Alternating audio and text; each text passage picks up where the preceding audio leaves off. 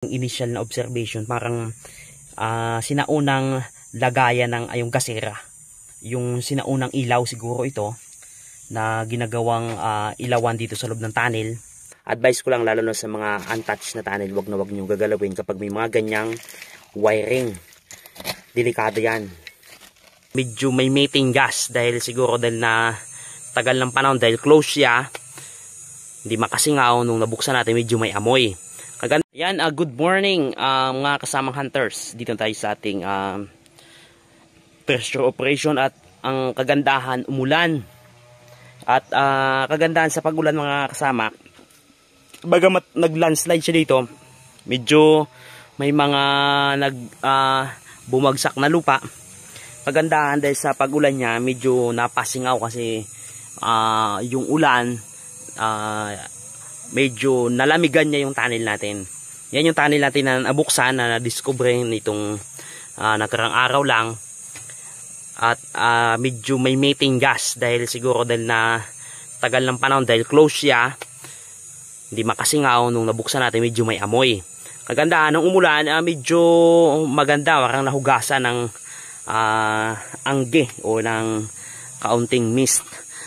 Ayan, ang gagawin natin,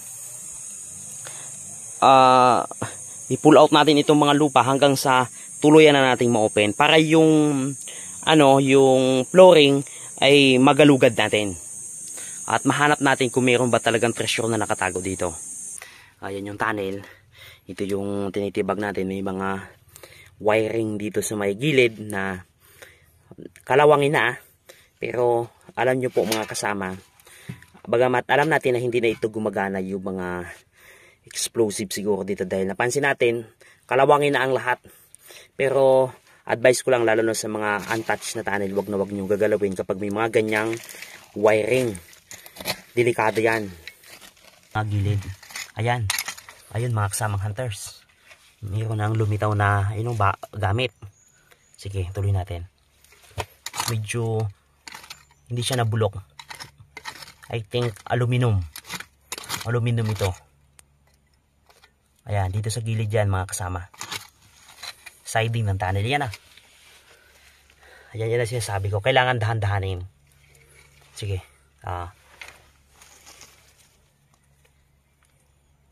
ayan, aluminum to mga kasama. Hindi siya kinalawang tulad ng yung dito sa may kabila, wala na, kinain na ng kalawang. Aluminum ito. Diyan, dito nakalagay. Dito may nakuha tayo dito, ito yon. At ayan na naman sa sulok, mayroon na namang gamit na parang metal. Hindi pa natin dahil di pa natin nakukutkot. Napansin kagad ng hunters natin habang gumagamit tayo ng pangkalahig na yan dito, kasi puro kalawang. Yung dito nabulok na, mga kalawangin. Ngayon mga kasama, dito nakapokus sa may siding ng tunnel yan. Ito kasi yung tunnel nating binabaybay. Bagamat na open na natin yan, dito tayo pumupokus, no? Para hindi tayo maligaw, dito tayo nakapokus sa may siding kasi alam natin ng mga gamit, yung mga pointer, yung mga markings dito sa may siding nakalagay. Kaya ayan, tulad ng ayon, bakal, metal. Subukan natin hukayin. Luwagan natin at para makita yung ano ba tong gamit na ito na nakalagay dito sa gilid. Yung dito nabulok na. Ayan yan kalawang na talaga. Ang ganda, durug-durug na mga kasama.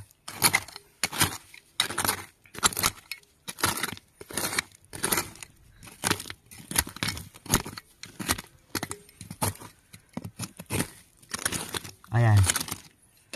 Yan. At ang kagandahan, parang aluminum uli dahil sa katagalan ng panahon, hindi siya nabulok. Ayun, may kalawang pa sa dulo. Ayun yan, parang kabilya o wire na lang na nabulok na mga kasama.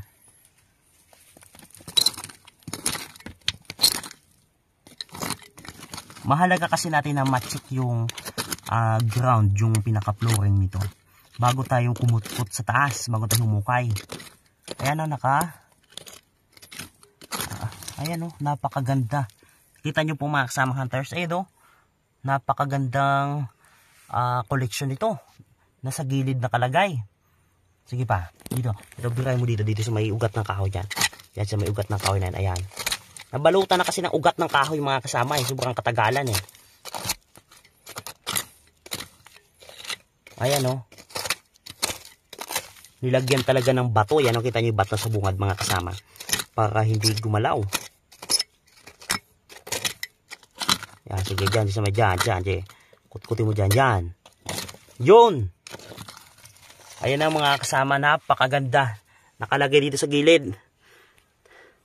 Aluminum to, para, kasi hindi na bulok Kung nyo makakita mga kasama, parang ito yung takip. No? Tingin mo.